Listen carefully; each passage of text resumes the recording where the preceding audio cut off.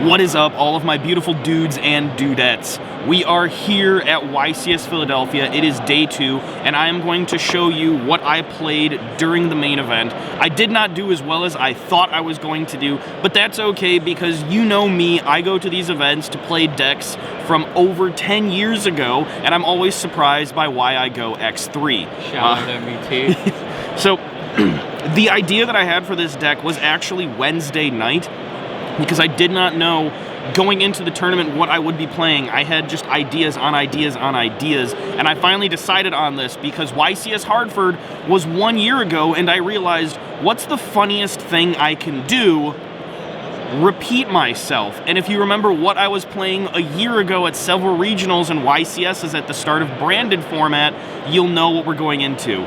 I played Kashtira Evilswarm. Now, yes, you might think that doesn't work, but you're wrong. So let's hop into the deck profile. So for the Kashtira cards, I played a very normal ratio. 3 Fenrir, 3 Unicorn. Obviously, this is going to go down to 2 now. 1 Scareclaw and 1 Riseheart. The reason I only played 1 Riseheart was because I really liked Jesse Cotton's explanation of why he was only running 1 Riseheart for YCS Chile. And I have a way to search Riseheart easily that works very well with the Evilswarm archetype, so I figured that I would be able to transition that into this playstyle pretty well, and I never saw an issue with it, except when I got hit with Diablosis round 6, and they banished like 30 cards from my deck, but I wasn't going to win that anyway. The other one I ran 1 Big Bang, of course, and then 3 Birth, 3 Theosis, 3 Raitsoth, and the 4th Raitsoth in Terraforming. This is a pretty basic ratio.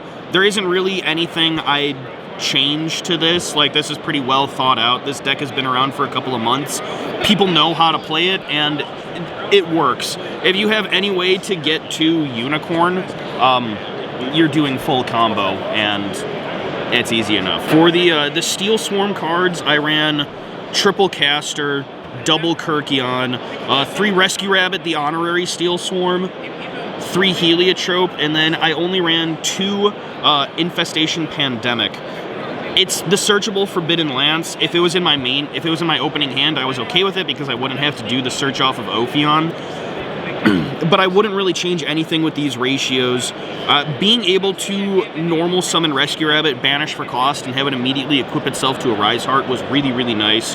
Kirkion more often than not is essentially an Evilswarm Heliotrope. You're never going to be using Kirkion's actual effect, and that's why I bumped it down from 3 to 2, because these are the 2 Evilswarm cards that you want to see in your opening hand, because you know you're going to be able to get Ophion on board if you see either one of these, because you're also probably going to see Pot of Prosperity, which will help you dig for any one of these names.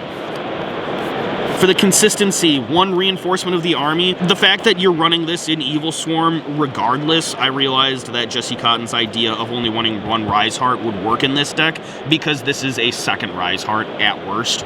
And then 3 Pot of Prosperity. It's really necessary in a deck like this to be able to dig for the way to get to Ophion. If I was just running pure cash, I don't even think I'd run Prosperity, just because of how searchable everything is. And then for the interruptions, triple Droll, triple Gamma with worse Gamma. I wish I could have run more hand traps. I wish I had been able to main deck Ash, but the deck space was so tight because of the Evilswarm package. But I didn't really play this deck to be like, oh, I want to like win everything. I was like, no, I want to be goofy and play Evilswarm. But if I didn't play Evilswarm, then obviously I would have had more room for hand traps. That's really how it is. For the extra deck, 3 Riseheart, 2 Shangri-Ira, Diablosis, and Big Eye for the Kashtira cards. If anything, I wish I had run a 2nd Big Eye. That's the only change I would have made. Would be, yeah, swapping out the 1 Riseheart, one of the Risehearts for a 2nd Big Eye. Other than that, there's nothing I'd really want to change about that. For the Evilswarm cards, 1 Origin, 2 Ophion, a Roach and an Exciton Knight. I look at Exciton Knight as another Zeus, Roach is another Ophion, and the good thing about Roach is if they imperm your Rise Heart, you'd still be able to go into, at worst, Roach, so you could have that sort of a negation on with, like, a Rise Heart with a Roach instead of a Rise Heart with an Ophion, because Roach is generic. And then the other, Bagooska and 2 Zeus. Anything that I would change about this, I would probably have swapped out an Exciton Knight or one of the Ophions for Abyss Dweller, and that's about it. Really cool interactions. So the thing with Ophion is that you can get Ophion as your 5th summon out, and then go into a Rise Heart, so that you don't have to, you know, worry about any Nibiru. But yeah, I really liked this deck because Ophion protects you from the Kaijus and from Lava Golem, from Santa Claus, all of that stuff. And you're never going to have the 3rd monster out, so you can't be sphere moded. If you were playing against Super Heavy Samurai, instead of Evilswarm Ophion, you'd have a Rise Heart right here, and you'd go into Steel Swarm Origin. Steel Swarm Origin, since it's pointing at a Rise Heart, it can't be targeted with card effects or destroyed by card effects, so you have that Arise Heart protection immediately.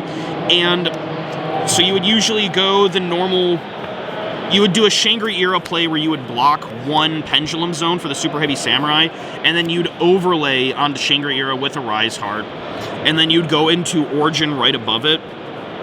And so a Rise Heart would have that protection, 1 Pendulum Zone would be locked, and then Steel Swarm Origin has this really neat effect where if any extra deck monster would be summoned to the field, it has to be summoned to the arrow it points to, so their Cleafor Genius and their Scareclaw would be turned off, because their arrows point down, and their monsters need to summon to the arrows that they point to, and so this board right here with 1 Pendulum Zone would just shut down Super Heavy Samurai, and then if they tried to go to a Bagooska play, you'd be able to do the Arise Heart pop.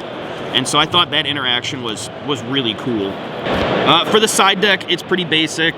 It's triple Nibiru, triple Dimension Shifter, triple Lightning Storm, triple Dark Ruler, triple Book of Moon. I couldn't run Kaijus because of Ophion, so that was an issue, but there's really nothing I would have changed with this. I felt like this covered enough, but I had fun with it. I might have swapped out Dark Ruler for something else, but I knew that Dark Ruler was good. I just didn't face decks that Dark Ruler was good against. Everything else was fantastic. The fact that I can do D-Shifter in this deck is beautiful. I might have main decked it, but I was expecting to face more Kashtira players than I did, so that's why I decided to put it in the side instead of the main.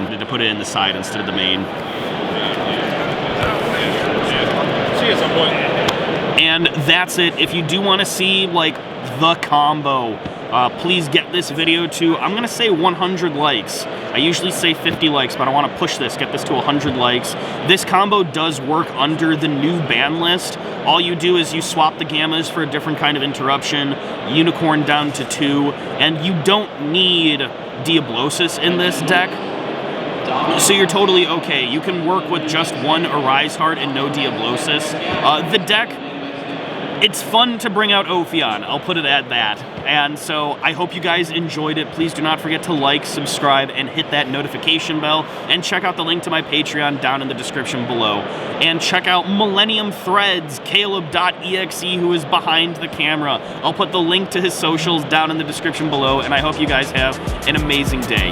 I'll see you around.